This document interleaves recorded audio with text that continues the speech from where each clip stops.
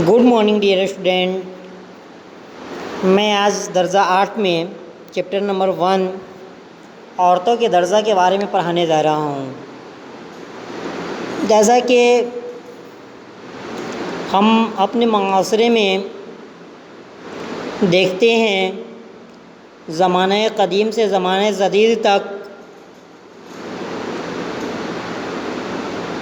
لگ بھگ کچھ کتابوں کا مطالعہ کیے ہیں اور ہمیشہ اپنے بزرگوں سے سنا ہے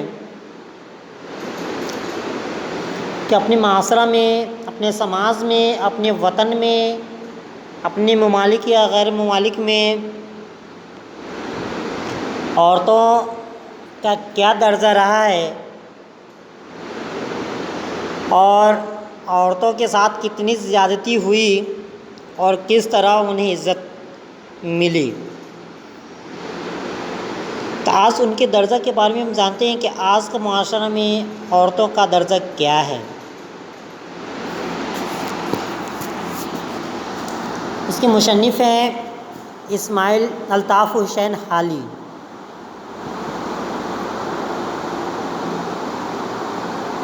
جیسے زمانے قدیم میں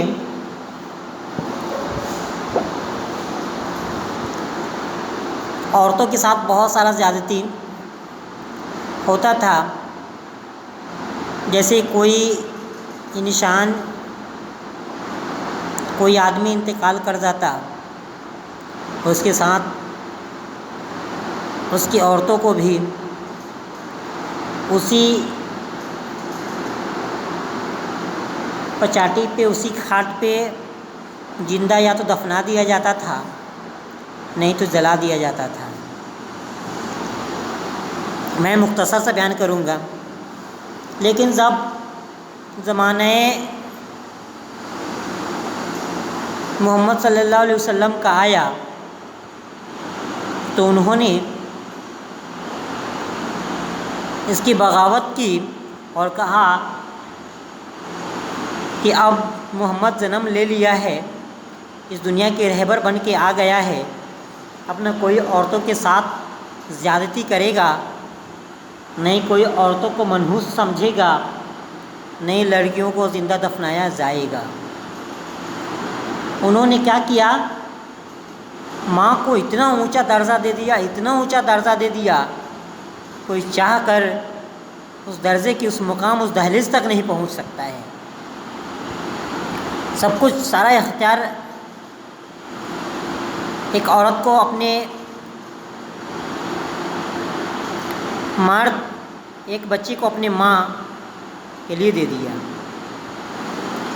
انہوں نے لکھتے ہیں کہ اے ماؤں، الطاف حسین حالی لکھتے ہیں کہ اے ماؤں، بہنوں، بیٹیوں، دنیا کی زینت تم سے ہے. زینت مطلب ہوتا ہے خوبصورتی. اے ماؤں، بہنوں، بیٹیوں، دنیا کی خوبصورتی جو ہے، دنیا جو خوبصورت دکھ رہا ہے وہ تم سے ہے.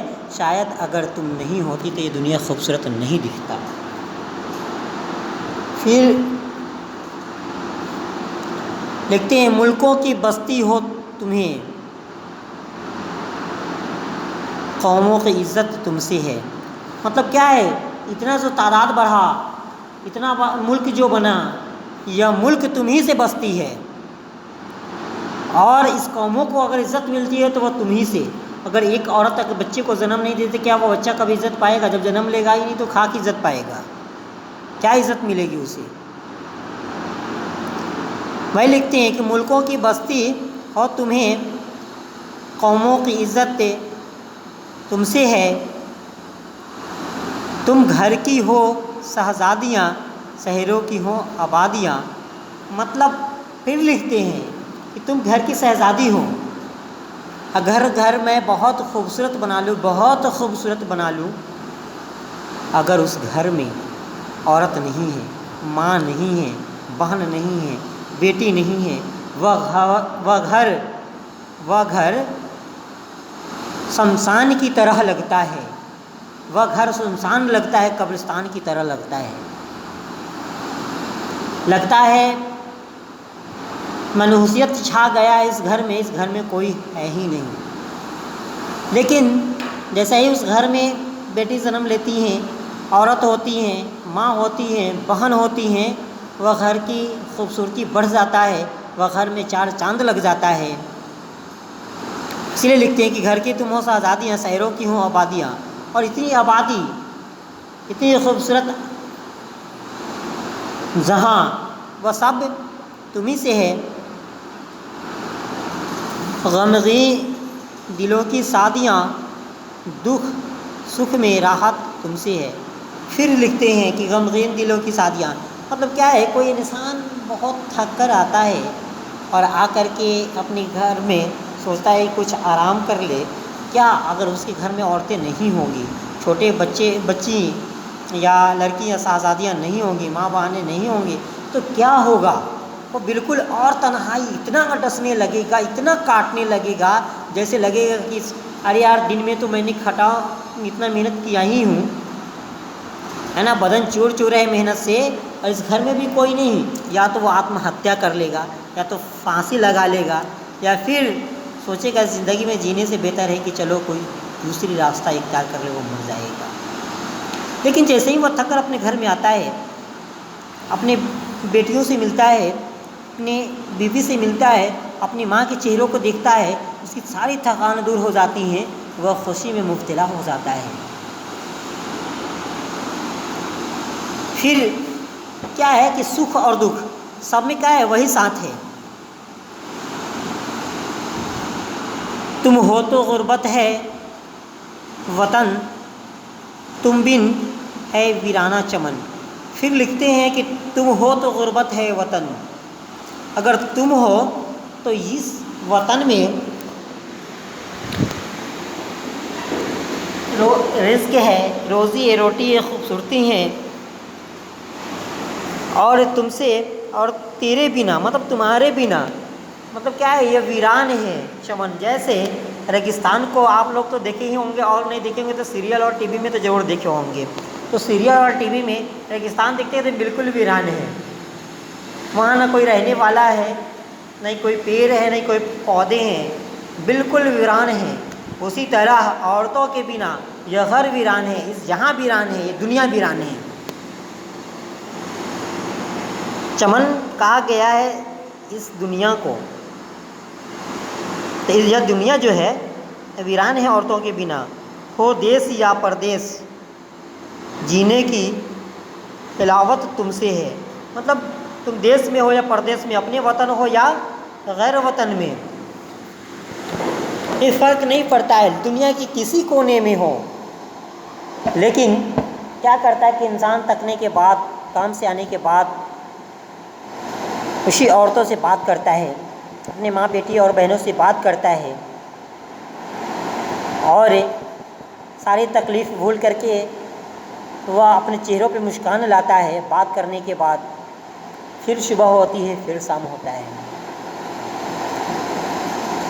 زینے کی حلاوت تم سے ہے، نیکی کی تم تصویر ہو، عفت کی تم تدبیر ہو۔ تو کیا کہا کہ تمہیں دیکھنے کے بعد مجھے نیکی دکھائی دیتا ہے، تم سچ میں ایک نیکی کی تصویر ہو، نیکی کی ایک فوٹو ہو، اور عفت تم تدبیر ہو، مطلب کیا ہے، اس کی تسبیح ہو تم، یہ اپائے ہے تمہیں سے ہے۔ ہو دین کی تم پاسباں، ایمان سلامت تم سے ہے۔ مطلب تم دین کے دیکھ بھال کرنے والے ہو، تم دین کی سنبھالنے والے ہو، اور آج ایمان بھی سلامت تم سے ہے۔ فطرت تمہاری ہے حیا، طینت میں مہر و وفا۔ مطلب کیا ہے، تمہارا یہ عادت ہے، تمہاری فطرت ہی، تمہاری چال چلن ہی ہے حیا، تہذیب، اور طینت میں ہے مہر و وفا، اور تمہاری ہر ایک کام میں، چاہت میں ہے، مطلب کیا ہے، وفا ہے، محبت ہے۔ گھٹی میں صبر و رضا، انسان عبارت تم سے ہے۔ تو کیا ہے، گھٹی میں ہے صبر، مطلب تیرے ہر نفس میں صبر ہے، خدا کی رضا مندی ہے، اور انسان کی عبارت بھی تم سے ہے۔ اگر تم نہیں ہوتی تو اس انسان کی عبارت نہیں ہوتا۔ خدا نے آدم کو اس روئے زمین پہ بھیجا تو اس کی دیکھ ریکھ کرنے کے لیے، اسے سنبھالنے کے لیے بی بی حوا کو بھی بھیجا۔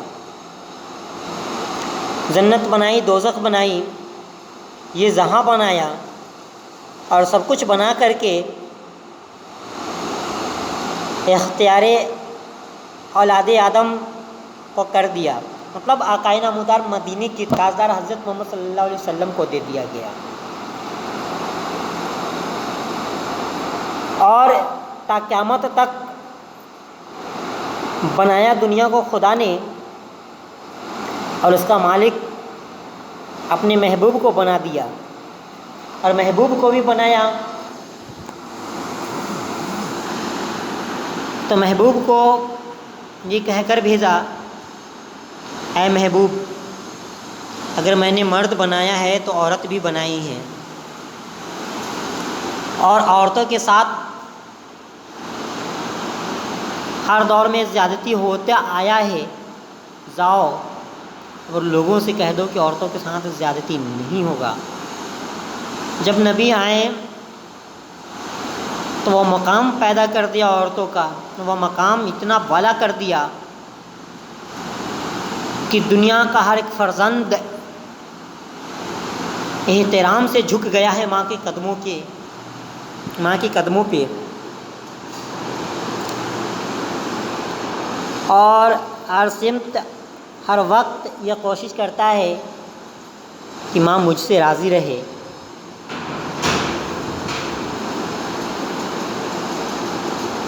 اور ماں کے اندر اتنا صبر عطا کیا، اس کی اپنی اتنی رضامندی دے دی کہ ماں اگر لاکھ مصیبت میں بھی ہوتی ہے، بھوکی بھی ہوتی ہے، تو کبھی اپنے اولاد کو یہ نہیں کہتی کہ بیٹا میں بہت بھوکا ہوں۔ اگر اس کے پاس رہنے کے لیے گھر بھی نہیں ہوتا ہے تو یہ نہیں کہتی ہیں بیٹا تم عالیشان مکان بنا لے، رہنے کے لیے میرے پاس گھر نہیں ہے۔ اگر اس کے پاس دولت نہیں ہوتی ہے تو یہ بیٹا کو اپنے شوہر کو یہ نہیں کہتی کہ میرے پاس دولت نہیں ہے۔ وہ صبر کرتی ہے، اس خدا پہ یقین کرتی ہیں، اعتبار کرتی ہیں، اور خدا اس کے صبر کو، اس کی رضا کو دیکھتے ہوئے ہر شے مہیا کراتا ہے۔ اسی لیے لکھتے ہیں کہ گھٹی میں ہے صبر و رضا، انسان عبارت تم سے ہے، مؤنث ہو خاوند کی تم، مطلب اس اپنے اولاد کی، اپنے خاندان کی، اپنے بال بچوں کے کیا ہے، تم خاوند ہو، غم خوار فرزند ہو تم، اور سارے غموں کو بھلا دیتی ہیں، اور پھر بھی اسے پال پوس کر اپنے شکم سے دودھ پلا کر بڑا کر دیتی ہیں۔ تم بن ہے گھر ویران سب، گھر گھر میں برکت تم سے ہے۔ دیکھتے ہیں کہ تم بن گھر ویران ہے، سچ میں ویران ہے، اور عورتوں سے ہی گھر میں برکت ہے۔ ایک حدیث کی روایت ہے کہ حضور فرماتے ہیں جس گھر کی عورتیں خوش نہیں ہیں، جس گھر میں عورتیں نہیں ہیں، جس گھر میں بیٹیاں نہیں ہیں، اس کی برکتیں چھین لی جاتی ہیں، وہ تنگی کے عالم میں زندگی بسر کرتا ہے۔ اس لیے گھر بھر میں برکت تم سے ہے، تم آس ہو بیمار کی، ڈھارس ہو تم بیکار کی۔ کیا بیمار میں بھی اسے ایک امید رہتا ہے کہ میرا اولاد، میرے شوہر ٹھیک ہو جائیں گے، میں ٹھیک ہو جاؤں گا، ڈھارس مندی ہمت کیے رہتی ہے، وہ ہمت نہیں ہارتی ہے۔ دولت ہو تم نادار کی، عسرت میں عسرت تم سے ہے۔ مطلب کیا ہے، یہ ساری دولتیں تم ہو اور اسی عسرت میں عسرت، اسی میں مطلب کیا ہے، پہچان محبت سب کچھ تم سے ہی ہے۔ تو پتہ چلتا ہے کہ عورتوں کا درجہ عورتوں کا مرتبہ اتنا اعلیٰ ہے کہ کبھی بھی انسان اس کی محبت کا ایک قطرہ بھی اپنے زندگی بھر اس کی خدمت کرتے تو ادا نہیں کر سکتا ہے. لیکن اگر عورت چاہے، ماں چاہے تو اپنی محبت کی ایک دعا سے اپنے بچے کی تقدیر اور تدبیر دونوں کو بدل سکتی ہے. اتنا اعلیٰ درجہ ہے عورتوں کا. شکریہ.